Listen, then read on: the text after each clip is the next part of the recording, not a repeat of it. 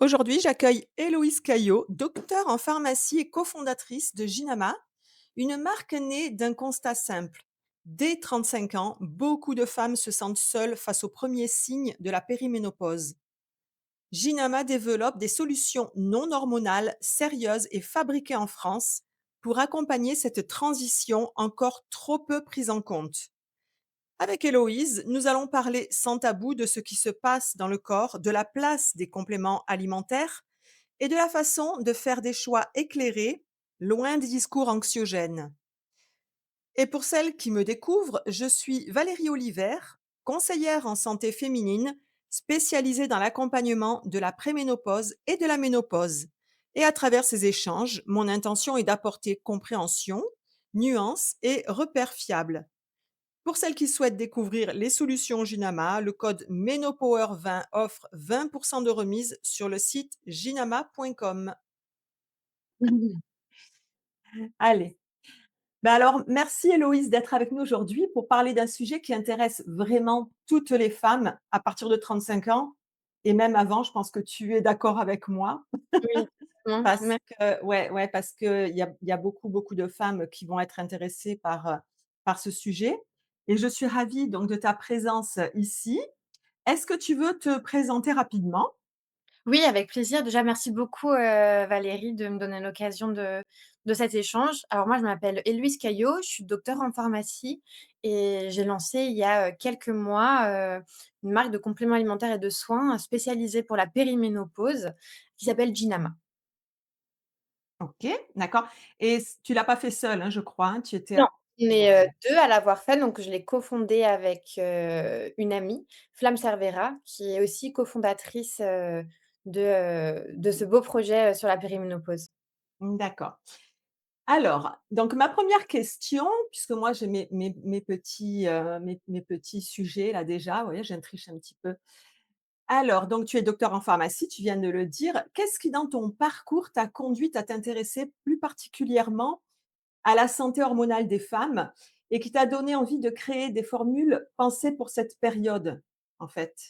Oui, alors justement, parce que bon, en effet, je suis pas du tout, encore touchée, enfin, je suis pas encore en transition hormonale, donc j'ai pas moi-même la périménopause. C'est juste, voilà, ce qui m'a frappée en étant à l'officine, c'était vraiment ce décalage entre les patientes qui arrivaient avec, beaucoup de symptômes, des pertes de l'irritabilité, une, sécheresse vaginale, des baisses de libido, de l'anxiété, voilà, toute une vraiment un important nombre de symptômes. Elles venaient, pour chercher des réponses claires et elle repartait souvent avec, du flou, des tabous ou peu de solutions concrètes à leur, proposer, avec des réponses souvent leur disant que c'était pas encore le moment, qu'elles étaient trop jeunes. Donc voilà, moi justement, c'est justement tout cet écosystème-là, la pharmacie que j'ai pu voir, ces femmes qui arrivaient en détresse totale et qui repartaient sans solution. C'est ce qui nous a poussés, à justement, créer Ginama et apporter des solutions pour toutes ces femmes-là. Par exemple, c'est l'exemple que j'avais raconté, justement à Flamme, ma cofondatrice, pour lui parler, de la périménopause. J'ai une patiente qui est venue me voir et qui a sorti une expression totalement, lunaire. Elle m'a regardée en me disant que la Loire était à sec. Donc voilà, c'est une expression dont j'ai jamais entendu parler. Moi C'était non pour me plus. Oui, voilà. En fait, tout simplement pour me dire, voilà, une très belle femme, jeune, hein, qui voulait, qui osait pas me dire, en fait, qu'elle avait des sécheresses, vaginales. Alors là, on a tout de suite compris, bon, j'ai tout de suite compris, en tout cas, que, il y avait un gros problème, qu'il y avait de la culpabilité de ces femmes, qu'il y avait du tabou, qu'elles osaient même pas en parler et que si on n'arrivait même pas à mettre des mots sur les symptômes des femmes, alors là, on avait un problème, on pourrait pas en parler. La périménopause, ça reste quand même un enjeu de santé publique. Toutes les femmes vont passer, par la périménopause. C'est pas du tout une pathologie, c'est physiologique. C'est juste la transition hormonale qui va se passer et pour le moment, elle est encore, beaucoup, voire trop peu adressée, en pharmacie et même auprès de tous les professionnels de santé. Oui et puis, on se rend compte quand même que, c'est de plus en plus jeune que ça arrive. Bien sûr, on Ouais. avait vu justement une étude, dès 36 ans, plus de 64 des femmes ressentent les premiers symptômes. Il faut savoir que, justement, la transition, hormonale, c'est pas un interrupteur on-off. Donc ça veut dire que ça va se faire petit à petit. Les fluctuations peuvent commencer jeunes, surtout elles commencent de plus en plus jeunes. Mmh. Également aussi, de moins en moins de femmes ont recours à la pilule contraceptive. Donc ça veut dire que les symptômes qui avant étaient peut-être masqués par, du coup, la pilule contraceptive jusqu'à la ménopause et sont maintenant, peut-être plus visibles aussi. Ouais, ouais, ouais. Et ben, en fait, c'est un petit peu, ce qui venait là dans ma deuxième question. Donc dans ton métier de pharmacienne, qu'est-ce que tu voyais chez les femmes qui t'a fait dire qu'il y avait un vrai manque d'informations? Et c'est vraiment bon, c'est là du coup tu m'as raconté, l'anecdote là que tu m'as racontée, mais je suppose que tu as dû aussi voir d'autres personnes qui étaient perdues et qui vraiment n'avaient Totalement. aucune idée de ce qui leur arrivait, en fait. Exactement, la plupart des femmes, elles venaient me voir, Incroyable. elles disaient vraiment cette phrase, je l'ai entendue, tout le temps, c'est: «Mais j'ai l'impression d'être folle». Vraiment, ces femmes avaient l'impression d'être folles, de se sentir folles.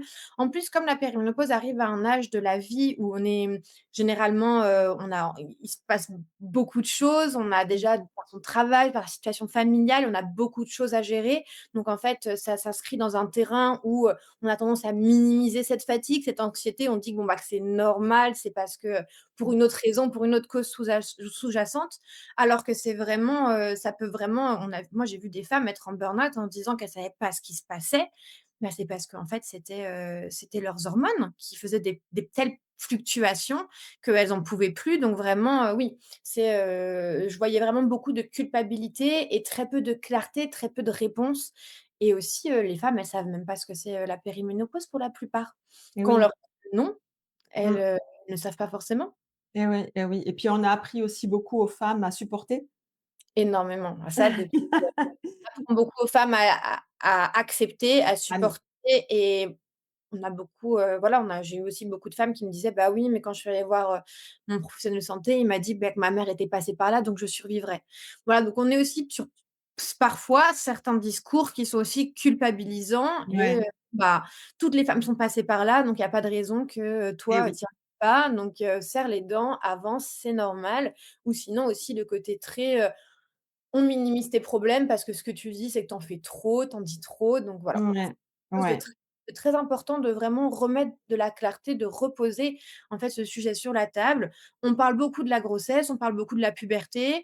On commence à parler aussi, beaucoup heureusement de la ménopause, mais alors comme je disais, c'est pas un interrupteur on et off, il y a toute cette transition avant, il est grand temps qu'on en reparle. Oui, c'est vraiment là justement qu'il y a le plus de problèmes. C'est à la préménopause qu'il y a le plus de questions. Et c'est vrai parce que Exactement, les femmes savent que elles savent qu'il va y avoir une ménopause, elles savent que ça va s'arrêter à un moment, mais c'est vrai que beaucoup pensent que, ben, à un moment, elles arrivent, à 51 ou 55 ou 60 ans. Elles se disent: «Bon, à cet âge-là, j'aurai la ménopause», mais en fait, c'est pas comme ça que ça se passe, hein, c'est exactement et puis surtout comme il y a pas vraiment à part les symptômes, la ménopause, c'est caractérisé par une ana enfin, c'est l'arrêt de 12 mois des règles oui, consécutives. Donc voilà, on peut dire vraiment: «Ah bah, c'est sûr, je suis en ménopause, c'est sûr, il y a aucun souci». Alors que tandis que, la périménopause, c'est un peu plus complexe. On peut faire des analyses, mais il suffit que ça tombe sur un jour où, la fluctuation est basse ou la fluctuation est haute. Du coup, les analyses sont faussées et on va revenir avec des analyses qui sont totalement dans les clous pour, une femme. Donc voilà, c'est ça aussi un peu ce qui est challengeant avec la périménopause, c'est que c'est vraiment un sujet où il faut vraiment écouter son corps, ouais. voir ce qui a changé et c'est pas forcément quelque chose qu'on peut noter sur le papier et cocher des cases, en fait. Ouais, ouais, ouais, ouais, bien sûr. Selon toi, pourquoi est-ce qu'on parle si peu de tout ça alors que ça concerne toutes les femmes? Parce que toi, je suppose que même dans tes études de docteur en pharmacie, est-ce qu'on t'a parlé de ça? Est-ce qu'on t'a appris à partager avec les femmes des infos, des Bah, justement non. Moi déjà mmh. la ménopause durant mes études, ça a été, 2-3 heures à tout casser et Ah ouais, encore. Alors voilà, la périménopause, c'est vrai que ça a pas été un grand sujet. Donc non, justement, bah, parce que d'une manière générale, hein, il y a un énorme tabou sur le corps des femmes et la sexualité des femmes, ouais, hein. Par exemple, moi, je voyais en officine, j'avais aucun problème, les hommes venaient sans aucun problème de me demander des pilules de Viagra. C'est quelque chose de totalement normal. On en fait même des pubs pour rire. ouais. On parlait toujours de la pub Fiat où voilà, c'est un vieux monsieur qui fait tomber sa Ah oui, pub je m'en Viagra souviens. et ouais, c'est ça et la Fiat 500 normale devient un Fiat XL, voilà. Excellent, ouais. Donc très drôle, on en rigole. Concernant la santé des femmes, non, Non. ça va tout de peut-être quelque chose de très tabou, Mmh. il faut pas en parler. C'est et en fait, le problème, c'est que si on n'en parle pas, les femmes ne vont pas dire ce qu'elles ressentent et Ouais. ce qu'on voit, même moi, dans mon entourage, dans les mamans de mon entourage, quand j'ai commencé à en parler, il suffit vraiment de commencer à en parler et de laisser un peu une brèche et de dire que c'est totalement normal et qu'on est toutes à ressentir ça, que là, les femmes arrivent plus à en parler. Mais dans le contexte actuel, c'est surtout le tabou, je dirais, qui empêche, les choses, le tabou, le manque d'information, le manque de clarté aussi, le manque Ouais. pédagogique, de personnes, qui en parlent. Tu vois, heureusement, toi, par exemple, tu es une personne qui va justement aider les femmes à parler de tous ces sujets-là, qui sont très importants, mais ça reste quand même, une très large minorité. Oui, c'est vrai. Oui, oui, c'est vrai et c'est pas l'impression que j'ai moi, comme toi, je pense que tu dois l'avoir parce que sur les réseaux sociaux, l'algorithme nous cible et évidemment nous envoie beaucoup de choses sur la ménopause. Mais c'est vrai que finalement, on n'a pas tant de contenu, que ça, hein. Ah, C'est c'est commun, en fait, je me suis rendue pareil, maintenant que je suis dedans, j'ai l'impression que c'est, quelque chose de très commun. Mais alors mmh, moi, ce qui me ramène, vraiment à la réalité, c'est quand j'en parle autour de moi, qu'on me dit: «Beh non, c'est quoi? Je comprends pas». On a fait beaucoup de micro-trottoirs oui, j'ai justement vu. Mmh, pour éveiller, les mmh, personnes. Il faut vraiment, et en fait, c'est vraiment l'idée, c'est pas qu'on apprenne la mé ce qu'on a sur le tas. C'est pas à 35 ans qu'on se dise: «Ah OK, d'accord, qu'est-ce que j'ai maintenant? Je dois faire quoi?» C'est stressant. L'idée, c'est qu'on sache, qu'on se prépare et qu'on se comprenne qui va se passer. C'est pas dramatique. On aime beaucoup dire ça avec ma cofondatrice, c'est normal, c'est hormonal, hein, ça va très bien se passer. Juste, il faut anticiper cette phase, bien ouais. la connaître et aussi adapter, bah, du coup, son hygiène de vie, le sport et tout le reste qu'il peut y avoir pour pouvoir vivre cette transition, Mmh mh. mmh, très bonne manière, sans Ouais, aucun problème. de la meilleure façon qui soit, ouais. C'est pas quelque chose qui doit nous faire peur. C'est quelque Voilà. chose qui est totalement normal, qui va se passer, que tout qui va toucher, enfin qui va être vécu par 100 des femmes et qui a, si elle est bien connue et si elle est bien prise, ça posera aucun souci, pour la suite. Ouais et alors là, du coup, on va parler un petit peu de ton cœur de métier. Donc selon toi, à quoi doivent vraiment servir les compléments pendant cette période? Et à l'inverse, justement, qu'est-ce qu'un complément ne peut absolument pas faire, même le meilleur complément du monde? Bien sûr, Parce alors, que tu appuies souvent sur ça. oui, c'est ça, j'en ai vu. On voit, hein, il y a énormément de compléments alimentaires, hein, Mmh. surtout depuis quelques années. Donc le complément, il doit servir à soutenir, la personne qui les prend. Il doit surtout pas faire croire qu'il va tout réparer. Il y a pas de pilule magique, ça va pas être, une gélule qui va faire que tout va aller mieux. Un complément ne guérit pas, ne traite pas et ne soigne pas, il supporte et il va aider à mieux vivre. Nous, c'est ce qu'on prône en tout cas chez Ginama, c'est le mieux-être. Donc c'est, ce complément qui avec, d'autres, dispositions diététiques, hygiéniques, sportives, vont permettre justement, d'arriver, au mieux-être et d'arriver d'avoir des meilleures sensations, comme on peut dire. Mmh. Donc vraiment, il est vraiment nécessaire de comprendre qu'il y a pas de pilule magique, qu'un complément, il est là que pour soutenir, soulager, apaiser, mais qui va en aucun cas ça peut être une pilule miracle qui va combattre 35 symptômes Eh d'un coup. oui, Dans un jour, évi c'est pas bon. Donc, aussi ce qu'il faut voir avec les compléments et ce qu'il faut justement, bien comprendre, c'est que les compléments, ils vont pas agir dans l'immédiat. Un complément, ça va soutenir, mais sur le long terme. Donc c'est pour ça que nous, on fait des cures de 1 mois, 2 mois, 3 mois, parce qu'il faut vraiment penser que le corps, pareil, c'est pas une machine, eh oui. c'est pas un interrupteur, dès qu'on le met, c'est bon. Et aussi, il faut bien se rendre compte que toutes les périménopauses sont uniques, que tous nos corps sont uniques. Donc c'est pas parce que un complément va marcher sur quelqu'un, qui va forcément marcher à la même vitesse sur soi-même. Et oui, je pense que c'est comme tout et c'est vrai que souvent on a des demandes de, entre guillemets, «formule, magique», Oui, pilule miracle et en fait ça n'existe pas. C'est vraiment un tout, hein. C'est un tout qu'il faut mettre en place, que ce soit l'activité physique, que ce soit la nutrition, et que ce soit du coup les compléments alimentaires qui vont accompagner, hein. c'est ça, c'est un a exactement comme tu dis, c'est un accompagnement, Ouais, un soutien, c'est pas du tout quelque chose c'est pas quelque chose de on-off qui va faire que ça va être tout de suite mieux et tous nos maux vont partir. ça serait super. Tu as choisi de développer des compléments sans hormones et sans phytohormones. Sur le plan scientifique, qu'est-ce que ça change et pourquoi ce choix était important pour vous, Ginama, pour toutes les 2? Ah oui, alors justement, on a décidé avec Ginama de composer ces compléments sans hormones, sans phytohormones et même, sans, adaptogènes pour justement pouvoir parler, au plus grand nombre de femmes. On se positionne pas du tout en opposition au traitement hormonal, bien au contraire. Nous, on se destine à toutes les femmes qui, ne souhaitent pas, ne peuvent pas ou désirent une alternative au traitement hormonal. Également, on souhaite c'est pour ça qu'on a décidé de pas se mettre de phytohormones parce que toutes les femmes qui ne souhaitent pas de traitement hormonal ou qui ne peuvent pas pour des Mmh. raisons médicales, et d'antécédents dans leur famille, on voulait pouvoir être vraiment, quelque chose de un complément clair et lisible que toutes les femmes puissent prendre.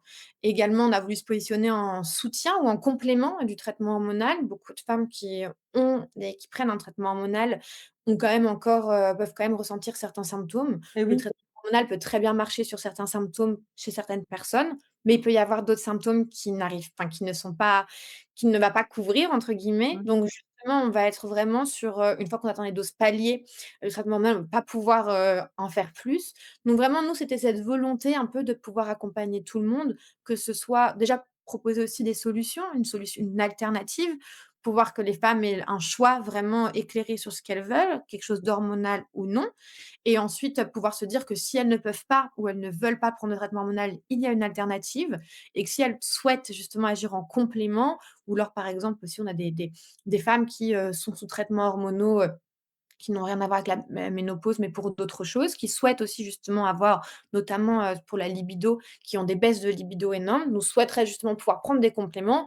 Si on a des phytohormones ou des hormones dedans, on ne peut pas les prendre avec, des traitements hormonaux. On ne peut pas prendre Et en oui. concomitant.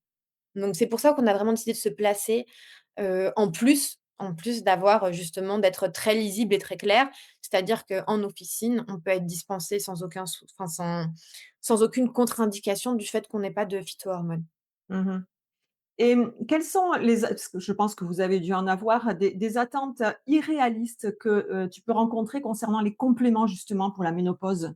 Bien sûr, alors ça va être, tout ce qui va être, voilà, 7 gélules pareil, et pour, de la bouffée de chaleur à l'articulation, à voilà, on va mettre 50 au métabolisme, à la perte de poids, au brouillard mental, voilà, quelque chose qui va englober vraiment tous les symptômes, qu'on va mettre un peu un fourre-tout et qui vont être dans l'ensemble assez marketing. Voilà, donc c'est vraiment le sujet aujourd'hui avec les compléments alimentaires où Ouais. il faut vraiment faire attention et bien voir justement, la qualité de ces compléments, où est-ce qu'ils sont fabriqués, quelles sont, les matières premières, quels sont les principes actifs de ces compléments et aussi surtout les dosages. En France, on peut mettre des allégations, donc justement des allégations sur nos compléments avec un dosage minimum, mais ce dosage ne correspond pas forcément aux études cliniques qui prouvent l'efficacité, de ce principe actif. Donc vraiment veiller au fait que, le grammage, le dosage de ce principe actif concorde avec les preuves scientifiques, qu'il y a derrière. Pour Mmh. pas avoir justement de promesses miracles et de promesses un peu marketing comme on peut en voir. Et oui, du coup, est-ce qu'il y a un bon usage des compléments? Donc, la durée, ben, je sais que la durée, tu l'as dit tout à l'heure, c'est, normalement, c'est 1 mois minimum. Mmh. La régularité aussi et la combinaison forcément avec, l'hygiène de vie.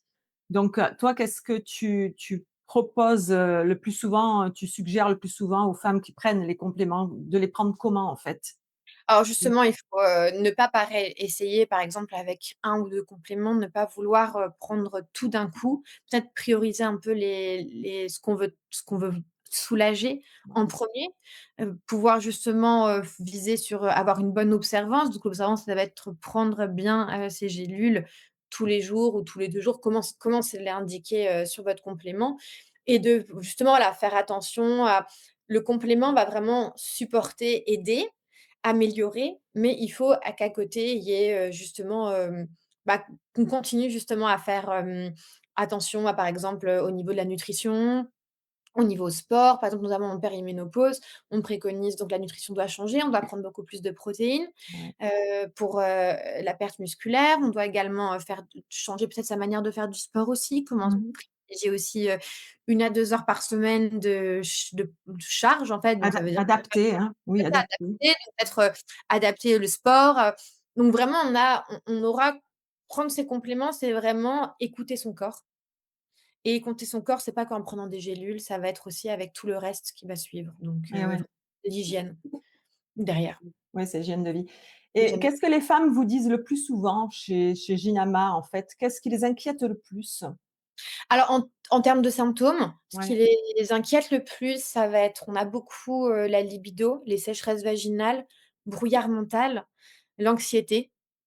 Et les bouffées de chaleur aussi, énormément, mais on va dire que comme les bouffées de chaleur est un sont des un symptôme qui est assez connu ou Mmh. assez on arrive quand même assez rapidement à faire le lien.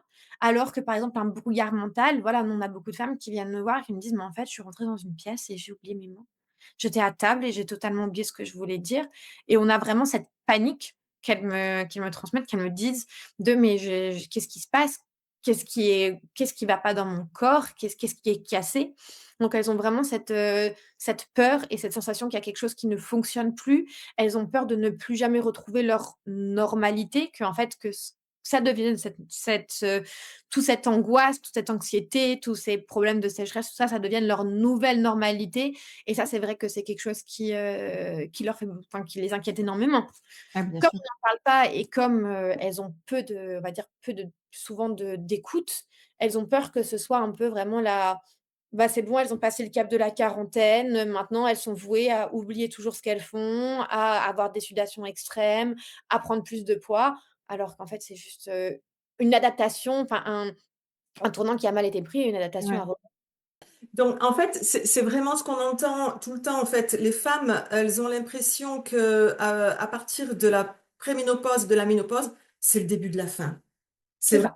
le début de la fin. On leur dit: «Ben, tu plus bonne à rien, quoi. Tu la machine est cassée», alors que c'est Oui, faux. aussi dans l'imaginaire, on va dire, un peu de toutes les personnes, une fois qu'une femme, elle a la ménopause ou qu'elle en est pas loin, elle est périmée et ça reste quelque chose voilà. Non, mais le mot est très dur, mais pourtant, c'est ce qui nous est revenu le plus souvent là-dessus, ce côté de: «Ah bah, maintenant, je suis plus, j'ai des problèmes, j'ai plus de libido, j'ai une stress vaginale, je suis plus, elles ont vraiment cette sensation d'être dépassées et c'est ce qui est oui, c'est ce qui est très inquiétant et surtout le fait d'être pas prise au sérieux. Énormément. Je dirais la plus grande chose, ça a été le fait de qu'on me dise: «Moi, je ressens ça» et qu'on me dise: «Oh, ça va» et ce fait de qu'on minimise ce qu'elles ressentent et le fait de pas être Ouais, prise.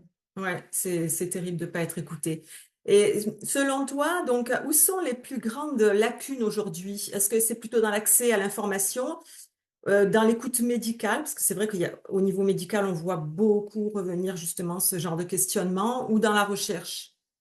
Alors je dirais que c'est, au niveau des 3, mais pas Mmh. pas au même niveau, à totalement différents niveaux. Donc, au niveau de la pédagogie, le manque d'informations simples, en fait, voilà, le manque de clarté. Il y a de l'information, mais elle est pour la plupart très scientifique. Donc voilà, on a en pédagogie, les outils suivent pas forcément ou en tout cas ont pas suffisamment été mis en place, d'avoir des supports clairs, de la formation simple, accessible. Voilà, vraiment un panneau qui clignoterait en disant: «C'est normal, il y a pas de problème». Ensuite, au niveau, des professionnels, de santé, alors le problème, c'est que pareil, il y a une inégalité énorme entre l'écoute, que peuvent avoir certaines patientes, donc l'écoute, des professionnels de santé, la prise en charge. Donc ça c'est aussi justement, aussi un problème. On a vu beaucoup de patientes qui arrivent en disant qu'elles, bah, justement, elles se sentent pas prises au sérieux ou qu'on les a pas forcément écoutées et aussi, il y a vraiment cette inégalité-là, en tout cas au niveau du suivi et du parcours de santé également, le fait d'avoir accès, aux soins ou avoir accès à certaines professions médicales et concernant la recherche, bah, comme on le sait, hein, hélas, la recherche sur la santé des femmes est très, beaucoup sous-investie dedans. Alors là, on fait des progrès et il faut les saluer, ça c'est évident, mais on reste quand même, la santé des femmes reste un investissement, vraiment très minoritaire. Ouais, oui, c'est bien dommage. C'est bien dommage, mais C'est la population quand même, donc oui. on va essayer de secouer tout ça, hein. En tant que professionnel de santé, toi, qu'est-ce que tu aimerais voir changer dans la façon dont on forme et dont on accompagne les femmes à cette étape de leur vie? Qu'est-ce qui, toi, te parlerait, en fait? Je dirais, beaucoup d'écoute, que ces femmes, elles, se sentent dans un premier temps écoutées dans la formation, prendre le temps, en fait. Alors je sais que beaucoup de médecins, de professionnels de santé n'ont pas forcément ce temps à accorder, Ah ouais. à toutes les femmes, mais la première chose pour pouvoir justement, éduquer et avoir de la pédagogie, ça va être écouter ce que la femme ressent, écouter ce qui change pour elle et ensuite voilà pouvoir, avoir ces outils de pédagogie qui sont somme toute assez très simples, hein, mais expliquer quelles sont les différentes phases, les différents cycles de vie hormonal de la femme pour que, on puisse bien comprendre que c'est pas un point qui s'allume, un point qui s'éteint, mais que c'est, une grande courbe qui monte, qui descend à plusieurs niveaux et que tout ça va arriver. Mmh. Elles vont toutes passer par là et que c'est la vie naturelle, des hormones d'une femme. Ouais, ouais, ouais, et c'est vrai que c'est tout le temps ce qui revient en force, c'est ce manque d'écoute, malheureusement, mais on peut pas jeter la faute sur les professionnels de santé parce que c'est vrai que déjà au niveau formation, je pense que c'est quand même limité. C'est un peu comme, la nutrition, hein, c'est assez limité, voilà. Comme Et par exemple, même la comme tu disais, voilà, la nutrition qui doit être mise en place pour pas que parce qu'on a eu beaucoup de femmes aussi qui disaient que leur corps avait beaucoup changé, qu'elles et ne se oui, connaissaient plus, qu'elles ne s'aimaient plus, alors qu'elles avaient pris surtout du poids au niveau, bah, de la sangle abdominale. Ça, c'est pas du tout, déjà, c'est totalement non problématique, hein, parce que ça peut vite, être changé et ensuite ça a juste été parce complètement. que, bah, il faut, modifier ses macronutriments, prendre plus de protéines et tu sais, tout ce Oui. côté nutrition va pas forcément être, dit, exploité par les professionnels de santé. Donc ça peut être quelque chose, d'un peu aussi handicapant dans la prise en charge de cette période-là. Eh oui, parce que mais ils ont pas forcément en fait, les informations quoi. Et comme tu dis, le temps, hein, parce qu'on réduit de plus on le sait maintenant avec tout ce qu'on entend et c'est vrai que les médecins ont de moins en moins le temps de s'occuper de leurs patients. Donc c'est vrai que ça, c'est un manque ça. C'est vraiment un manque. Totalement. Quand une femme regarde un complément, quels sont les points à vérifier pour savoir si le produit est sérieux? Alors, comme on a dit tout à l'heure, voilà, tout ce qui va être, gélules miracles, produits anti, 50 symptômes, pareil, tout ça à éviter. Les produits qui font des fausses promesses, donc voilà, comme on a dit aussi, un complément alimentaire, ça accompagne, soulage, apaise, aide. Ça ne traite pas, bien évidemment. Également voir, moi ce que j'apporterais surtout aussi, ça va être, une attention particulière à la composition. Donc avoir une composition claire et lisible sur l'étiquette, pouvoir en quelques secondes voir quelles sont la composition de ce complément, où est-ce qu'il a été fait, d'où viennent, justement, d'où viennent l'origine de Oui, ces produits des actifs. produits? Mmh. S'il y a des certifications, nous, par exemple, on sait que pour, notre gel intime, on l'a fait certifier, Cosmos Organique et bio.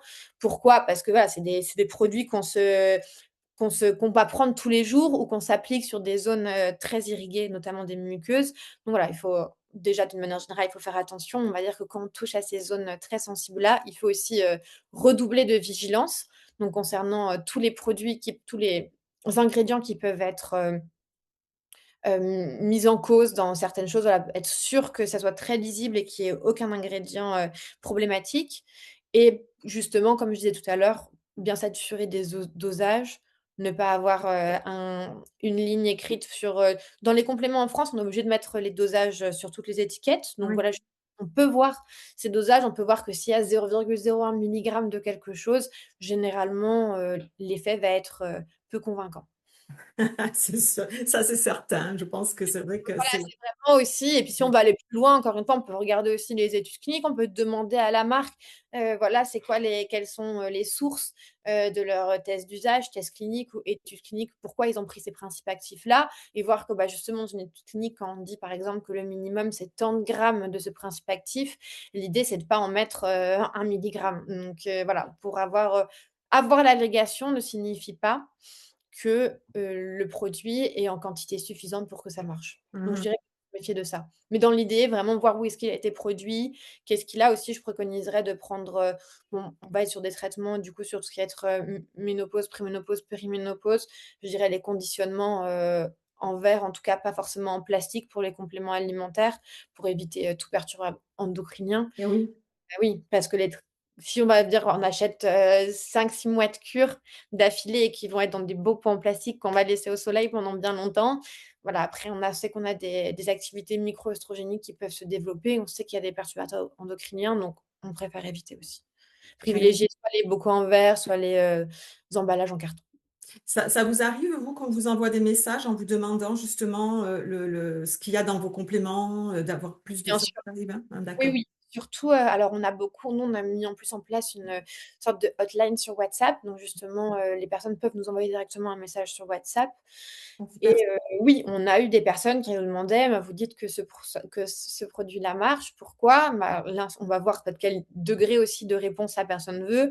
Donc bien sûr, on propose à chaque fois, on va expliquer quelles sont nos études, pourquoi on fait ça, quels ont été aussi, nos résultats, de tests d'usage. Et là, on va voir avec les personnes si, elles désirent plus d'informations encore. Mais il est arrivé, oui, qu'on envoie des études cliniques à des clientes pour qu'elles, puissent voir d'elles-mêmes et faire leur choix. Ah oui, ça c'est super rassurant parce que c'est vrai que quand on achète un complément et qu'on n'a rien derrière, c'est super rassurant de pouvoir avoir les personnes qui les ont mis, au point et qui peuvent nous répondre en fait sur les produits qui sont à l'intérieur. Parce que bon, comme tu dis Une énorme transparence ah ouais, sur les compléments alimentaires parce que l'industrie du complément alimentaire a tellement augmenté, tellement oui, explosé oui. maintenant. Beaucoup de personnes peuvent faire leurs compléments alimentaires ou acheter un complément.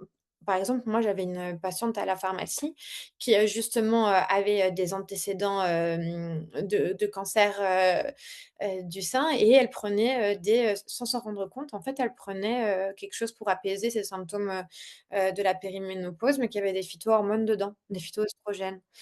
Et voilà. Pourquoi? Parce qu'elle l'avait acheté sur Amazon. Alors c'est pas du tout une, c'est je lui jette pas du tout la pierre, je comprends, on est dépassé, on n'a pas beaucoup le temps, on n'a pas forcément besoin de tout le temps de se rendre à la pharmacie, d'attendre que un pharmacien nous explique ou un préparateur.